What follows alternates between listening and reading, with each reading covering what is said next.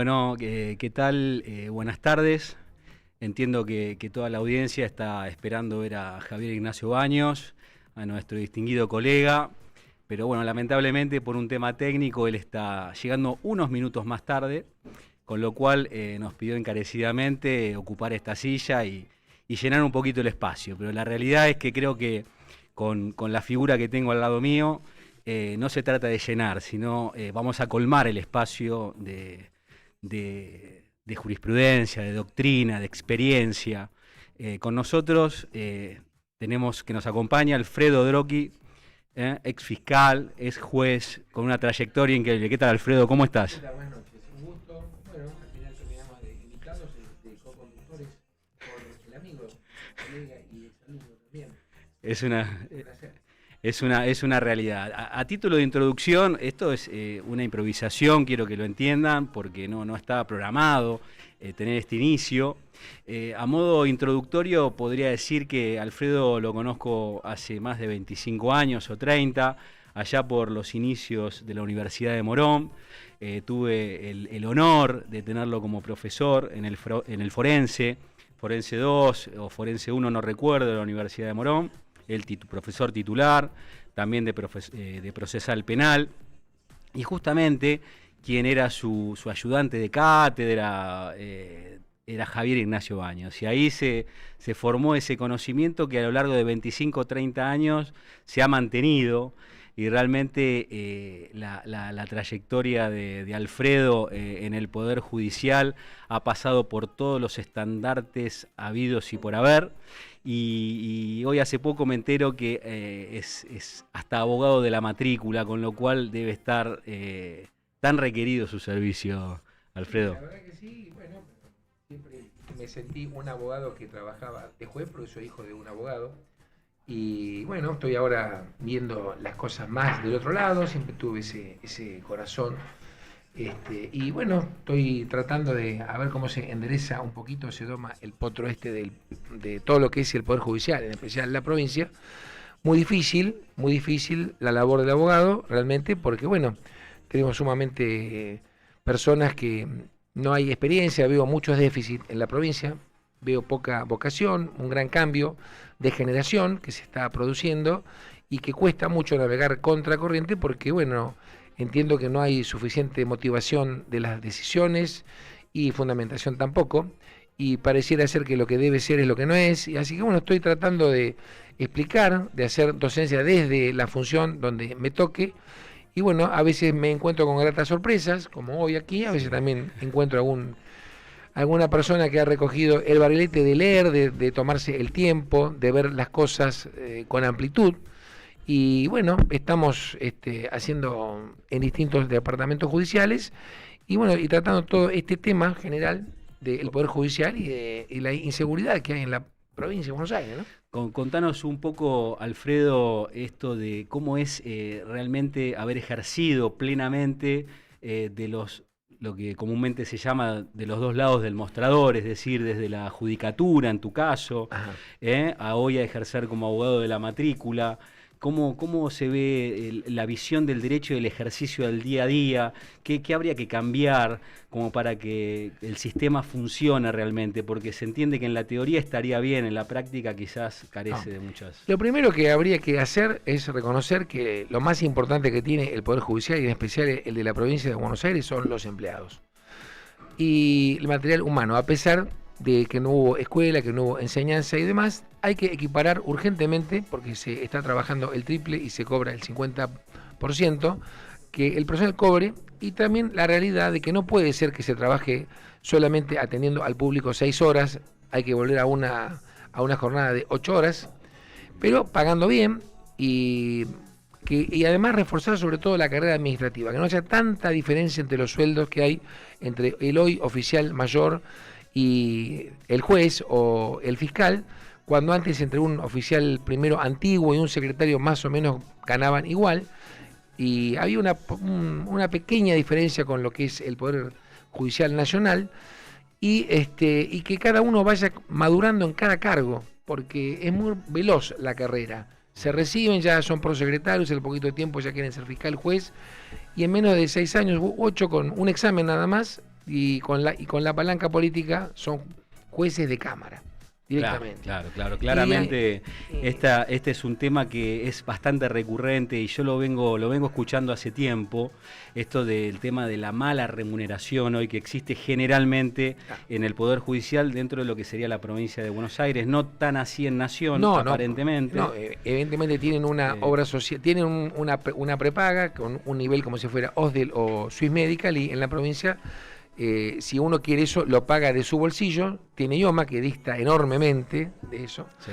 Y los medios, el lugar físico, todo es desalentador. Entiendo que también, a ver, sin meternos o inmiscuirnos en la tema política, pero indefectiblemente hay que caer. Digo, me imagino que lo que sería Nación, el Poder Judicial de Nación, de la ciudad, hoy tan discutido, del traspaso, estamos hablando de una cantidad de habitantes cercana a los 3 millones más o menos, contra la provincia de Buenos Aires, que estamos hablando de 10 millones de habitantes. Sí. Y los recursos con los que cuenta la provincia. La provincia tiene un montón, tiene muchísimos. El 38% de los habitantes viven en la provincia de Buenos Aires. Es enorme. Y en el cono urbano vive la gran mayoría. Pero, ante un gran trabajo, si uno paga mal, como también se paga mal la justicia, estamos hablando del Poder Judicial, como se paga mal al médico en la provincia, se paga mal al docente, al maestro, y vivimos de emergencia en emergencia. Entonces, si no hay justicia, no hay nada. Y para que haya justicia hay que pagarle bien a los actores, a los fiscales, a los jueces, a los empleados, y después empezar a hacer escuela y que no haya esa veloz vocación urgente de ya ascender, porque no han aprendido, no tienen la experiencia necesaria, no se han formado ni han tenido la práctica necesaria para ya aspirar a algo mejor.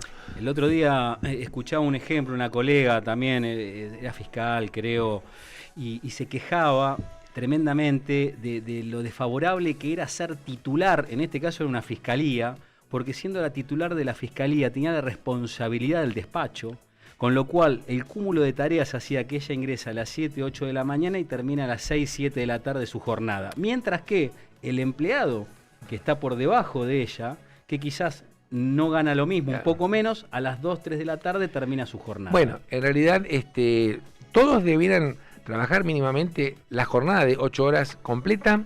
Yo entiendo que habría que hacer una gran reforma para que una hora antes se llegue sin público y una hora, o sea, que se atienda al público 6 horas, una hora antes se preparen las cosas y una hora antes se termine el personal administrativo.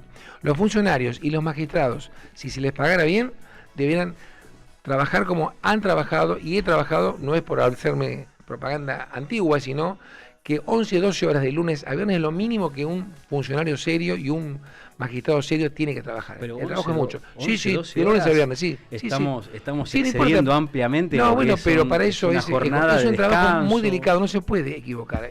Todo lo tiene que leer el fiscal, todo lo tiene que leer el juez, todo lo tiene que leer no puede delegar nada. Puede en general supervisar. Es una realidad, pero en tal caso crear más juzgados, más fiscalía. No. Hay que poner gente capacitada y bien paga. Poner gente que no sabe nada, no suma nada. Lo mismo pasa con la policía. Tenemos gente que viste un uniforme de color azul y no es policía, porque no está formado, no está preparado. Entonces formemos a los que están, convoquemos a los que están jubilados recientemente, que tienen experiencia, y que se haga escuela. Antes, en el Poder Judicial, uno estaba honrado cuando el jefe le decía, mira, ahora podés hacer esta causa que es más importante. Uy, qué bueno. Hoy no.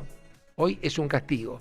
El que sabe trabajar le pagan con más trabajo y no está visto, hoy van a cumplir porque no hay motivaciones. O sea, nos han quitado y se les ha quitado la vocación porque el sueldo es malo, porque los despachos dan vergüenza. Los fiscales no son más fiscales, son empleados del fiscal general. Te hago una pregunta, Alfredo. Vos contás la actualidad hoy de la justicia, y en todos estos años que vos has transitado y has pateado todos los pasillos de todos los estandartes del Poder Judicial, ¿en algún momento vos considerás que funcionó bien o siempre tuvo deficiencias a este nivel, o a este nivel nunca lo has visto? No, a este nivel, ya desde la última época de la gobernación de Scioli, ya la diferencia salarial y el trabajo vino en picada. Se han municipalizado las fiscalías, se han abierto despachos en cualquier lado, son boxes, realmente no hay despachos dignos, estamos peor. ¿Considerás que está relacionado, haciendo un poquito de historia, con la modificación del Código Jofré, esa famosa reforma de la 11.922? Y yo diría con la reforma de la Constitución. Yo creo que el Consejo de la Magistratura ha tenido un producto final peor que lo que era antes. Antes, un juez o un fiscal tenía un responsable político de la designación. Era un senador, era un ministro, era el subsecretario de Justicia.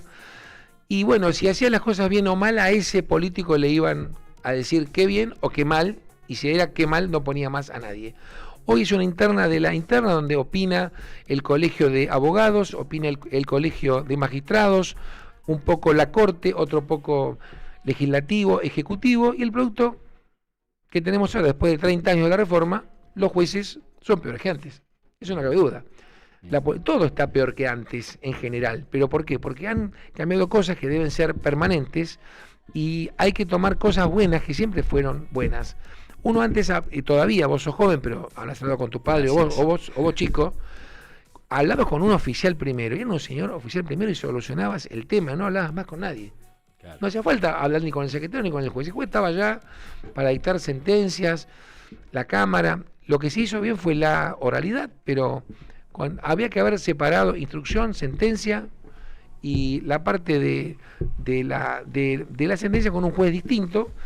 Pero yo creo que la realidad nuestra, Argentina y en Sudamérica, hace que el sistema acusatorio, si vamos a buscar el valor justicia, estamos lejos de eso. Si vamos a buscar buen desempeño, si vamos a buscar como qué, o decir, bueno, es dentro del sistema acusatorio estamos hablando de la bilateralidad, ¿no? Claro, en el sistema, pero antes, para llegar a la verdad, era bueno antes la parte inicial del procedimiento anterior. Era bueno. Si queremos llegar, ahora, si queremos premiar al buen fiscal o al buen defensor, es otra cosa. Así si queremos llegar a la verdad, era mejor el sistema anterior, con algunas modificaciones como diferenciar el que juntó prueba del que dicta sentencia. Perfecto. Y modificar la forma de elección. No hay mejor prueba para que alguien acceda a un cargo superior o a un cargo mejor que su trayectoria anterior. El examen es una foto. En cambio, el desempeño en la función, si fue un buen secretario o muy buen secretario durante mucho tiempo, bueno, el resultado. Vamos a ver que sea fiscal. Y yo creo que ahí se ha invertido muchísimo dinero, es una reforma constitucional, pero por lo menos habría que evaluar con el sistema actual, antes de reformar la Constitución, hacer prevalecer muchísimo más los antecedentes sobre el examen, que reitero, es una foto, y buscar si tuvo nulidades, cómo se lleva con el personal y demás, porque es una interna de la opinión política de los colegios. En cada departamento judicial opinan los dos colegios, y si los dos colegios le ponen bolilla negra a alguien, ese alguien no sube más, por más capaz que sea. Está muy claro, Alfredo. Y bueno, esa es la realidad. Te hago una pregunta respecto, viste que el 2020 marcó, digamos, una bisagra a nivel judicial, a nivel presentaciones, a nivel tribunalicio, digamos. Hoy las presentaciones, todos sabemos que lo hacemos con las plataformas. Claro. Bárbaro. Seguimos con la pregunta después del corte, Bueno, si te parece bien, y perfecto, seguramente acaba de llegar el doctor Baños. Al dueño de casa. Muy bien.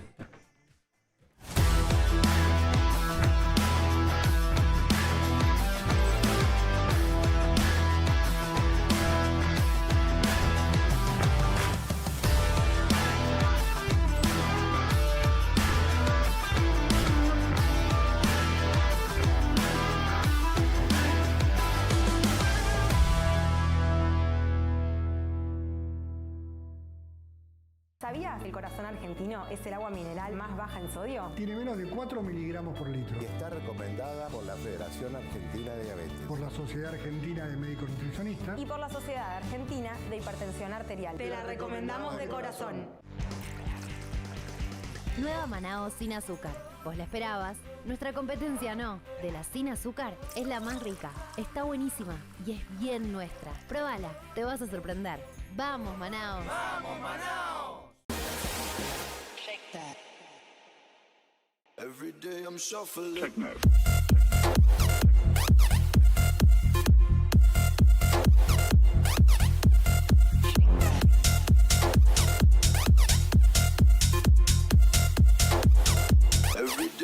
shuffling. Somos un broker de seguros donde prima la excelencia en atención y el compromiso con los asegurados. Estamos enfocados en la calidad y la celeridad en la respuesta. Nuestra misión es ser un aliado estratégico de cada cliente, brindando la máxima experiencia para cuidar los activos mediante una eficiente administración de riesgos. Con oficinas en Argentina, Chile, Paraguay y Uruguay, tenemos la capacidad de desarrollar programas regionales de seguros. La experiencia en los negocios nos ha dado alta flexibilidad en la generación de propuestas y mayor diseño en los programas de riesgos. Nuestro objetivo es ayudar a las empresas a ser más eficientes en la contratación de cada cobertura. Nos anticipamos a los riesgos y analizamos las tendencias actuales con esquemas de prevención, brindando soporte especializado en la administración de siniestros. Nuestro diferencial se basa en el trabajo en equipo, análisis de riesgos y coberturas a medida. Somos BGS LATAM. Sabemos qué hacer. Te traigo la lata, te traigo alta data, te traigo la lata, Manaos. Lata, lata, lata, Manaos. Lata, lata, lata, Manaos. Vamos, Manaos. Bueno, muy buenas tardes. Perdón por la demora. La semana pasada habíamos estado hablando con Fernando Burlando, con Fito Baqué y con Roberto Cazorla. Y le preguntábamos a nuestros invitados por qué habían elegido ser abogados, si todavía seguían creyendo en la justicia, si les parecía que eran necesarios los jueces y los fiscales. Cuando hice la primera editorial, lo que intenté hacer es dejar un mensaje bastante nítido, y ese mensaje tenía que ver, en realidad, el por qué, después de 30 años de profesión, sigo todavía creyendo en el derecho y sigo todavía confiando en la justicia. Hoy tenemos a dos invitados muy especiales que me estaban haciendo el aguante antes de comenzar, ¿no? A mi amigo Germán Francone y al ex juez de la Cámara del Crimen de Matanza, que es también un amigo y uno de mis primeros jefes, que está aquí sentado y que ha tenido la gentileza de venir a esta programación. Y lo invité específicamente porque cuando yo le preguntaba a Baqué, en realidad era una pregunta que había hecho yo al aire y que después la había reiterado Fernando Burlando, en cuanto a que si él todavía seguía creyendo en la justicia, es una persona que tiene muchos años de profesión, él con toda razón y con toda desazón, a raíz de su práctica profesional, explicaba su desilusión a lo largo de tantos años de su experiencia en el foro. Entonces yo le traté de poner ese ejemplo que traía Alfredito Piero Calamandray en su elogio de los jueces, que era que él decía que la justicia era algo parecido a un mago que estaba dentro de una lámpara, que para conseguir la justicia, ¿no?, había que frotar la lámpara, es decir, había que hacer los escritos, hacer las presentaciones judiciales, golpear la puerta de los despachos, hacer las presentaciones por las mesas de entrada, es decir, molestar, esforzarse por litigar, pero además de frotar la lámpara, decía Piero Calamandray, había que creer que el mago estaba dentro de la lámpara. Y concluía diciendo que para poder pedir justicia en los tribunales, para poder recibirla y que para poder darla, no solamente había que frotar la lámpara, sino que había que creer que el mago estaba dentro de la lámpara, es decir, que había que creer en la justicia. Y por eso yo concluía, y esa fue la intención de mi primera programación, quería dejar esto bien en claro, en cuanto a que me parece que hay que, a pesar de todo, y ahora vamos a hablar de ese, entre comillas, a pesar de todo, que hay que seguir creyendo en las instituciones y seguir creyendo en la justicia. Y esto me hacía acordar de tres juristas destacados, de tres clásicos, que tanto Germancito como Alfredo los conocen de primerísima mano, ¿no?, que son los profesores Sebastián Soler, un gran catedrático de Derecho Penal, Carlos Santiago Nino y aquel gran autor de Derecho Civil por el cual hemos estudiado todos en nuestras primeras juventudes, que fue el maestro Guillermo Borda. Y Sebastián Soler porque nos enseñaba en las imperecederas páginas de su viejo tratado de derecho penal que no había acción humana posible sin cálculo jurídico. Carlos Santiago Nino, que en su famoso libro Un país al margen de la ley, nos decía que el derecho era algo así como el aire respirable, que era tan esencial para el ser humano como el aire respirable. ¿Y por qué el derecho es tan esencial como el aire respirable? Decíamos en la primera editorial. ¿Por qué no hay acción humana eficaz sin cálculo jurídico? Y es muy sencillo, porque el derecho en definitiva es el sistema de reglas de convivencia. Y como bien decía el maestro Borda, la convivencia de los seres humanos en sociedad exige la vigencia inexcusable de un sistema de reglas a los cuales los seres humanos tenemos que adaptar nuestras conductas. ¿Por qué? Porque de lo contrario reina el caos y la vida sería imposible, más imposible de lo que es hoy en día en la provincia de Buenos Aires, en Rosario y en definitiva en todo el país, porque no es un problema de la provincia de Buenos Aires, esto hay que decirlo. 7, 8, 9 millones de indigentes según las estadísticas, un 50, un 60, un 70% de gente viviendo por debajo de la línea de pobreza. Es decir, siguiendo las estadísticas, por ejemplo, en la provincia de Buenos Aires, de la Procuración General, una cantidad de entre 2.000, 2.500 y 3.000 homicidios, entre homicidios dolosos, consumados y tentados, contando también los homicidios imprudentes, es decir, más muertes por año de las que se han producido en el año 1982 en una situación de guerra contra una potencia de la OTAN. Lo repito, en plena democracia se están produciendo hoy en día más muertes que las que se han producido en una guerra contra una potencia de la OTAN, en una guerra iniciada por una dictadura militar. Fíjense que en Malvinas habrán muerto aproximadamente 730 personas, la mitad de los cuales en un crimen de guerra en el hundimiento del crucero Ara General Belgrano. Con lo cual estamos hablando de no solamente más muertes en plena democracia, sino una cantidad 10 veces superior a las muertes que se produjeron en el marco de una guerra contra una potencia de la OTAN. Realmente una locura. Obviamente que para entender esta locura que se está produciendo habría que entender cuál es el rol que cumple un sistema jurídico en una sociedad.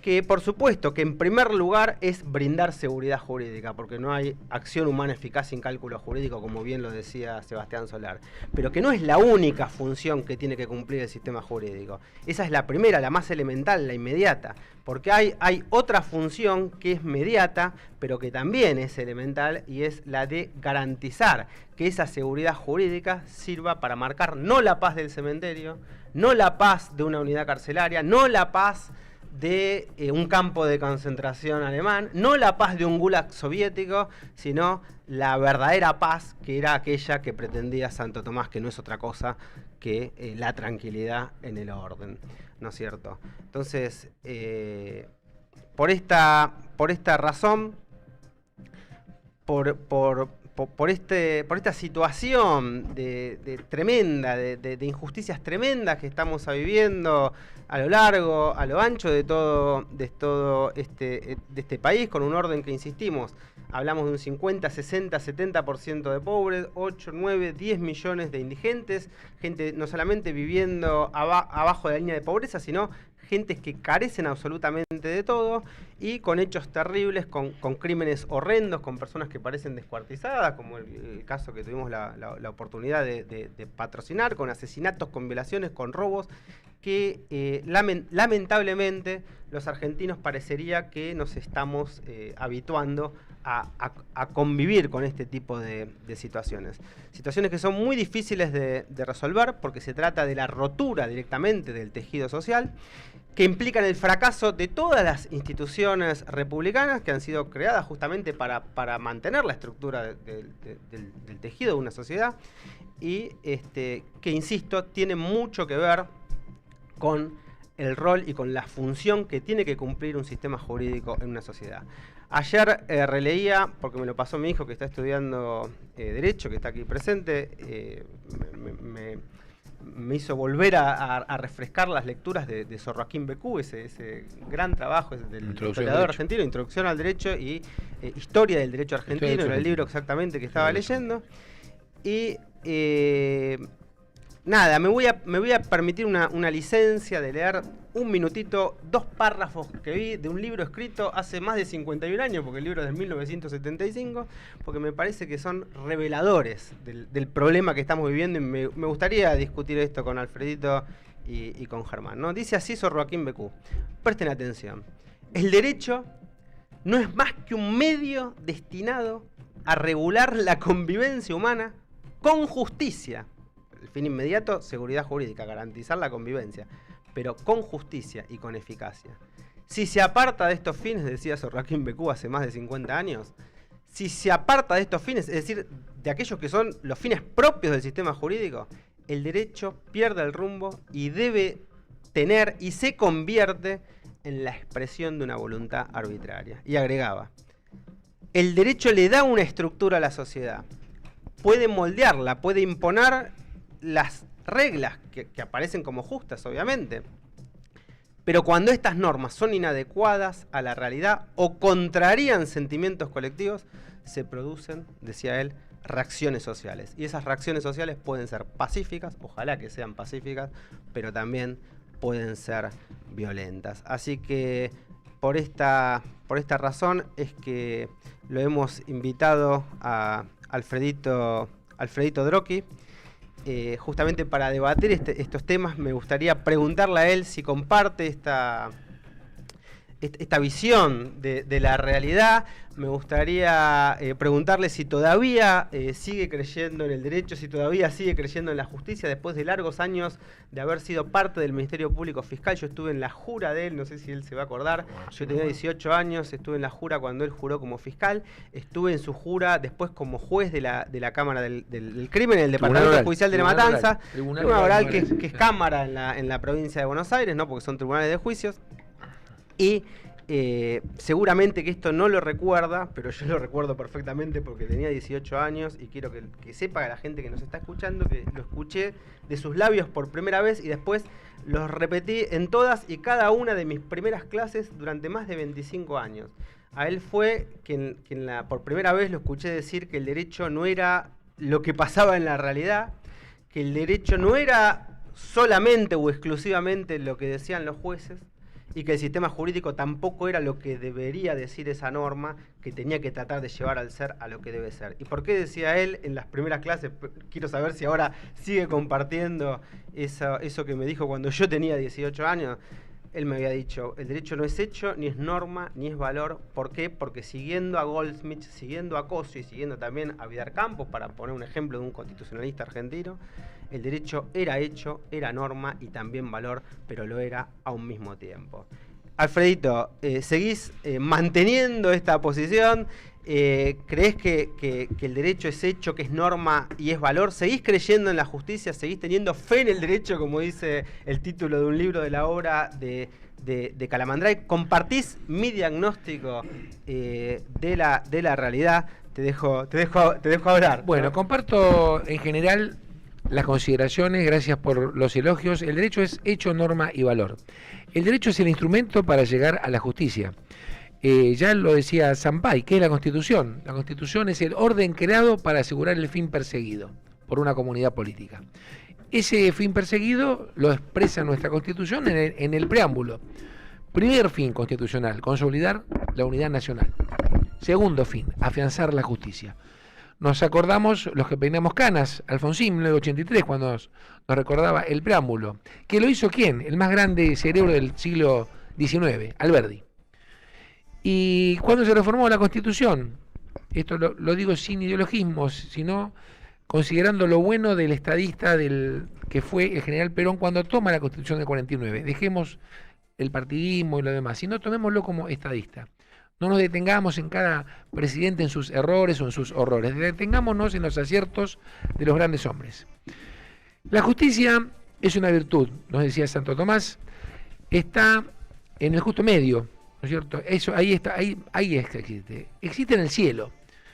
Cuando decimos que vamos a la justicia, nos decía Aristóteles que era ir al juez, pero ir al juez hoy es ir generalmente a un señor funcionario, a un señor, diría Jaureche, lamentablemente muchos cagatintas con honrosas excepciones. Creo en el derecho, pero hay poderes judiciales.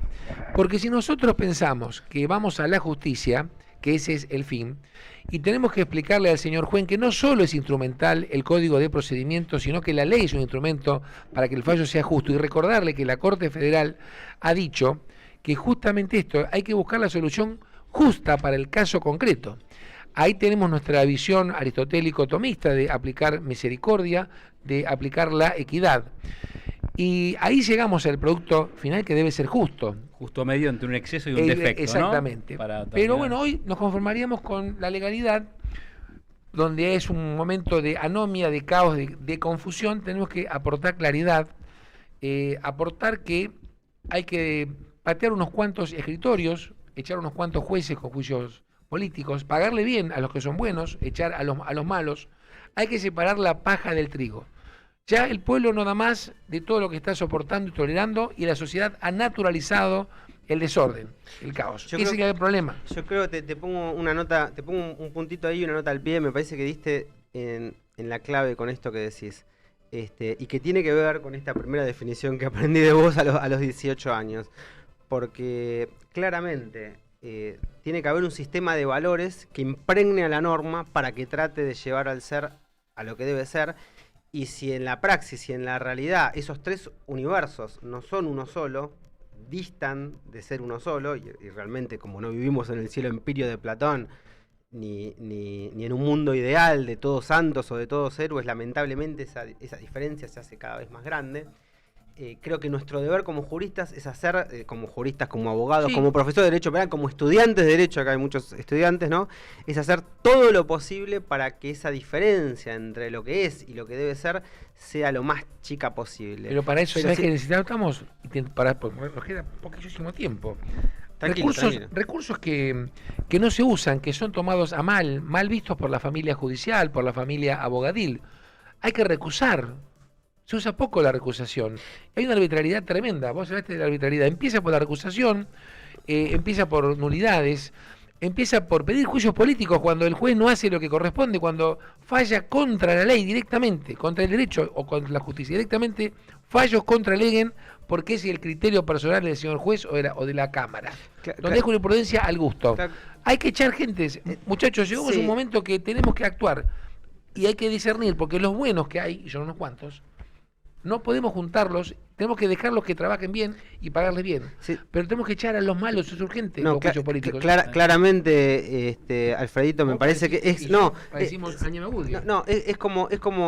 que dice Sor Joaquín Becú. O esto se modifica por las buenas, o lamentablemente se modifica por las malas. Esperemos que sea por las buenas. ¿Cómo es por las buenas? Con la jurisprudencia, con los gobernantes, con las sentencias, con el Consejo de la Magistratura. Me gustaría agregar algo. Sí, por favor. Distinguido colega Chavo, muy buena la editorial respecto de Sor Joaquín Becú, me encantó lo que citaste, retrotraíste 50 años hacia atrás y es una gran verdad.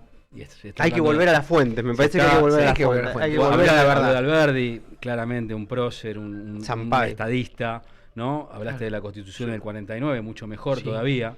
Pero lo que quiero decir respecto de esto es, no hace falta ir 50 años hacia atrás, podemos ir 2 siglos.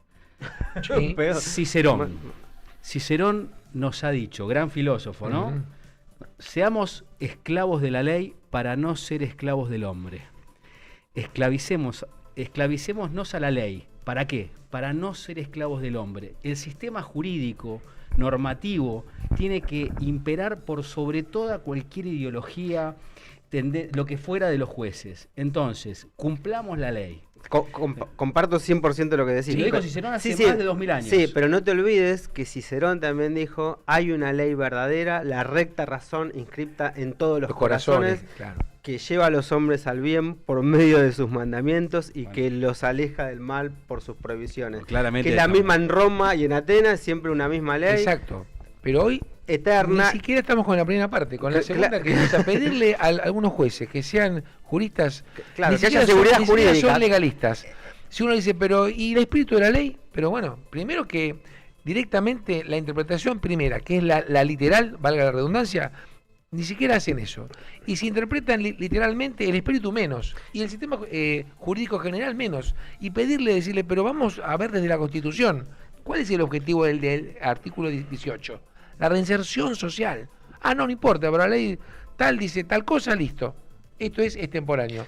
Entonces es donde estamos mal. La reinserción social y volvemos respecto a los reeducar recursos, los jueces, hay que reeducar los jueces, Sí, es clave. porque hay muchos que, lamentablemente, tribunales es muy bueno, pero hay cosas del oficio. Si hiciste esto que está mal, sí está mal, pero siempre lo hemos hecho así, lo siguen haciendo igual. Es clave lo que dicen los dos, Alfredito, porque es verdad que hay que cumplir con la ley y que hay que tener normas o reglas claras de conducta para que haya previsibilidad, para que haya seguridad jurídica. Cuando mayor sea la seguridad jurídica, Sí. las sociedades tienden a progresar porque uno sabe las reglas de juego y sabe a qué tenerse. Sin reglas la vida es completamente un caos. Pero no es la única función, como decía Cicerón. Hay una función inmediata que es garantizar las reglas de juego, que es lo que no está ni siquiera cumpliendo eso hoy en día. Hoy en día el sistema jurídico no sirve ni para garantizar la seguridad mínima, ni la seguridad, ni la previsibilidad mínima sin la cual no es posible ninguna acción humana. Ahora, más allá de esa previsibilidad, insisto, puede haber seguridad jurídica en un campo de concentración o en un gulag soviético. Hay que también buscar la justicia. Ahí estamos en el desastre absoluto. ¿Cuál es el orden? Si no hay orden acá. Absolutamente. Brasil, que es una potencia mundial, que es nuestro socio, nuestro vecino, ¿qué tiene en su bandera? Orden y progreso. Perfecto. Acá no hay orden. Sí. Hay que haber orden para conversar, orden para almorzar, para tomar algo, para lo que sea. No hay orden. Ante este caos de desorden, nada funciona. Y la responsable es el Poder Judicial. Y me gustaría... ¿Sabés lo que pasa, no solamente Alfredo? el Poder Judicial es parte de las instituciones... A río revuelto, ganancia de pescadores. Hay un decreto, a alguien le sirve este caos. 1824, hay un decreto 1824 de Simón Bolívar, donde aplicaba la pena de muerte cuando había corrupción, pero en la misma pena incurría al juez que no procedía de acuerdo a ese artículo. Acá hay que terminar con los traficantes de impunidad. Me parece muy correcto lo que decís, Alfredito. Vos realmente creo que con tus palabras no cabe la menor duda. ¿Crees que se ha llegado a quebrar, que está roto el tejido social actualmente, o estamos a punto de romperlo? Todavía quedan estertores y quedan alguna estructura de las épocas doradas que se puede, pero estamos muy cerca de que pase cualquier cosa, porque hay inseguridad, porque hay en todos los roles la inseguridad de vida y la emergencia permanente, por lo menos en la provincia de Buenos Aires, del sistema carcelario, de la seguridad, del Poder Judicial, de todo. Y todo funciona a pesar de las autoridades, porque el material humano, la mayoría, es muy bueno, ¿eh? A pesar de todo, confío en el material humano, que hay que reconocer, hay que pagar mejor y hay que educarlos bien, hay que capacitarlos. Y darle los recursos suficientes. Claro que sí, pero fundamental, es ¿no? Inversión lo que hay que hacer, no es gasto, ¿eh? No, inversión, por supuesto. Hablando de esto de los recursos, me vino a la mente la pregunta clave del millón. Vos viste todo el proceso del traslado de un sistema inquisitorio a un sistema acusatorio en la provincia de Buenos Aires. ¿Crees que el Ministerio Público Fiscal de la Nación, o mejor dicho, el Ministerio Público Federal, está preparado, está en condiciones y tiene los recursos para llevar adelante esta reforma faraónica que está por arrancar el Poder Ejecutivo? No. La realidad implica que en la provincia fracasó. Vos... Porque, muchachos, estamos más inseguros y tenemos menos justicia hoy que hace 30 años atrás. Vos Alfredito, sabés que ahora que te pregunto por los fiscales, me acuerdo que vos fuiste fiscal. Claro. Tengo un montón de anécdotas con Alfredito, ¿no? Pero mi primer juicio oral fue al lado tuyo, no sé si lo recordás. Sí, y cuando yo tenía 18 años y entré como meritorio, lo primero que hizo Alfredo fue sentarme al lado de su escritorio. Claro. Me miraban todos Pero los vos querías empleados con los aprender, ojos, pero vos me querías sentó al lado de su escritorio, me trajo una acusación y me dijo, tomásela, me la corrigió 7000 veces, te quedaban todos con los ojos así, y ahí aprendí verdaderamente. Pero recuerdo que adentro del vidrio de tu escritorio tenías un recorte de una frase del libro también de Calamandré, que se llama Elogio de los Jueces, que decía algo así: entre todos los oficios judiciales, el más arduo me parece el de acusador público, el de fiscal. Abogado sin pasión, juez sin objetividad. Ese es el absurdo psicológico en el que está inmerso el Ministerio Público. ¿Seguís creyendo esto? ¿Seguís pensando esto? Esas palabras hermosas que le aprendí de tu padre, que me regaló ese libro, yo lo había leído, pero él me lo regaló y me resaltó eso. Justamente es la función más difícil porque tiene que ser objetivo como guardián de la acusación, como guardián de la ley, pero como acusador tiene que ser combativo. Y esa función la están mezclando ahora hacia así. Por eso, antes los roles estaban mejores y el resultado era distinto. Yo los invito a todos a memorizar si hoy estamos peor o mejor que antes en seguridad, en salud, educación y en justicia. Entonces, muchachos, la realidad es única, las ideas del extranjero serán muy bonitas, pero aquí han fracasado porque hay que pensar las cosas desde acá y ver lo que es bueno y si acá es aplicable o no. Y el Ministerio Público Fiscal está acostumbrado a dictaminar y que la causa pase por sus manos, pero no está investigado a tomar declaraciones ni a hacer investigación. Y los jueces sí, es importante la primera etapa que sea mixta y que la etapa del juicio sea oral. Yo creo que es un error garrafal lo que van a hacer y los resultados lo estamos viendo en cómo está la provincia de Buenos Aires. Alfredito, te hago una pregunta más ya que te tengo acá y te quiero aprovechar, te quiero sacar el jugo y exprimirte todo lo que pueda, ¿no? ¿Qué pensás de la ley de inimputabilidad de los menores? ¿Te parece que es una solución de coyuntura o que es una solución real? Es una solución, es un camino. Ya Vélez Arfield en 1870 establecía que los menores ya a los 10 años se tenía discernimiento para el hecho ilícito. El menor de 10 años sabe que no se escupe, que no se rompe, que no se pega, que no se daña, que no se mata. ¿Cómo no va a saber un señorito de 12 años de hoy, del siglo XXI, que lo que está bien y lo que está mal? De los 14 para los actos es lícitos. Muy poco. Por eso, y de los 10 para los ilícitos. Hoy yo pondría imputabilidad de 12 a 16. De 16 para arriba los trataría con penas para mayores porque pueden votar, pueden elegir presidente. El gran horror que ha hecho la democracia es darle derechos a todo el mundo y ninguna obligación. Nos hemos olvidado del Pacto Internacional de Derechos y Obligaciones. La Convención esa tenemos que ver que cada derecho implica una obligación. Artículo 32, inciso segundo. También me acuerdo que me lo aprendí de memoria cuando lo dijo Alfredito por primera vez. Yo tenía 18 años. Cuando los derechos de cada uno. Exactamente. Están limitados por la seguridad de todos, por el bien común y por las justas exigencias del bien común en un estado de vida democrática. Alfredo, ¿te animás a hacer un juego que tenemos poco tiempo y los chicos tienen que hacer un cierre musical? Yo te digo palabras, es un ping-pong. Y vos sin pensar me contestás con una palabra, con una frase, pero muy rápido, muy rápido. Justicia. Ya estás pensando mucho, Vamos de vuelta. Justicia. Equidad. Derecho. Leyes. Corrupción. Penas. Fiscalía General. Desastroso. Javier Milei. Quiere cambiar. Mauricio Macri. Un fracaso. Alberto Fernández. Impresentable. Cristina Kirchner. Para mí, todo lo contrario de que es el peronismo y todo lo contrario va a ser Argentina. Sebastián Soler. Sebastián Soler, gran jurista, pero cuando tuvo que dictaminó la pena de muerte retroactiva y fusiló al general Valle. Germán Vidal Campos. Un gran constitucionalista. Eugenio Raúl Zaffaroni. Juró por el estatuto y después escribió todo lo contrario. Suprema Corte de Justicia. Hay 4 cargos vacantes, una subprocuración y creo que están lejos de ser lo que era antes. Corte Suprema de Justicia. Vacantes, confío en 2 de ellos 3. Fallo Casal. Está bien, porque la doble instancia, el doble conforme. Tribunal de Casación Penal. Bueno, hay tema, o es casación o es apelación, hay que reformar acá. Estamos tomando examen, como el bolillero viejo de la Universidad de Buenos Aires. Comodoro Pi. La primera palabra que se te ocurre. ¿Comodoro Pis? Ley de inimputabilidad de los menores, ya hablaste. 10 años. Fallo Levinas, es este que le da la competencia a la Corte de la Ciudad de Buenos Aires. Bueno, está bien porque lo que pasa es que es un invento, este artificio del maxi kiosco, como dice Asís. Me está haciendo trampa, es una palabra. Bueno. No. Fallo Levinas, bien. Sistema acusatorio. No, en Argentina no. Federalismo. Hace mucha falta, empezando por los municipios. Aborto. Una no. palabra. Eutanasia. Sí. Papa Francisco. Un fracaso. Juan Pablo II. Un gran teólogo. Ratzinger. Otro gran teólogo. León XIV. León XIV, una gran incógnita. Rerum Novarum. León XIII, él comenzó la doctrina social de la Iglesia, pero para mí el último papa, en serio, fue Pío XII, que fue un gran jurista. Juez jubilado. Retirado. Juez jubilado, retirado. Bueno, muchas gracias. ¿Querés agregar algo más?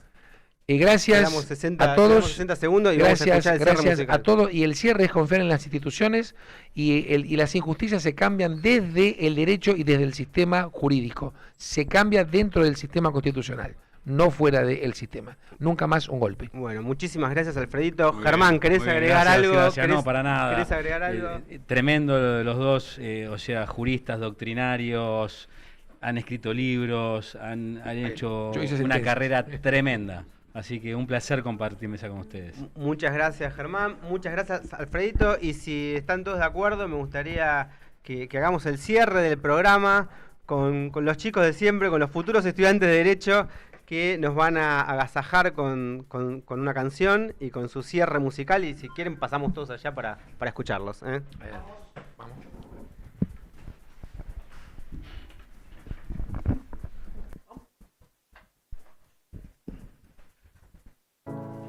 Quiero ver, quiero entrar, nene, nadie te va a hacer mal, excepto amarte. Vas aquí, vas allá, pero nunca te encontrarás al escaparte. Fuerza alrededor, no hay pociones para el amor. ¿Dónde estás? ¿Dónde voy? Porque estamos en la calle de la sensación, muy lejos del sol que quema de amor. Te doy pan, quieres sal, nene, nunca te voy a dar lo que me pides. Te doy Dios, quieres más, es que nunca comprenderás a un pobre pibe. Esas motos que van a mí